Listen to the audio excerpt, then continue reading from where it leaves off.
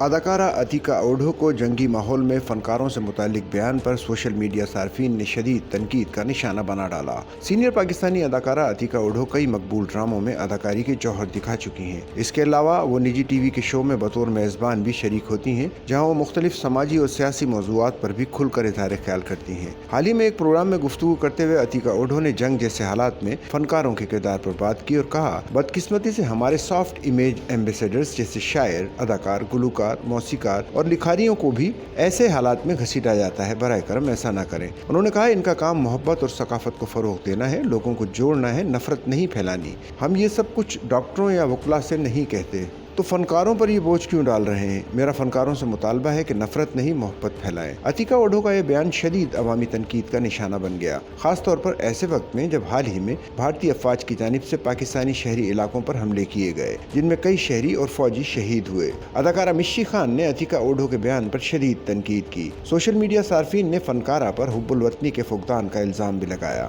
صارفین نے کہا، جنگ ہو رہی تھی، ہمارے سپاہی شہید ہو رہے تھے اور ہر بھارتی اداکار پاکستان کے خلاف زہر اگل رہا تھا۔ ایسے وقت میں بھائی چارے کی بات کرنا دیوانے کا خواب ہے۔ ایک اور صارف نے کہا کہ بھارتی اداکار جس طرح پاکستان کے خلاف زہر اگلتے ہیں، اس کے بعد بھی یہ ان سے محبت کی بات کر رہی ہیں۔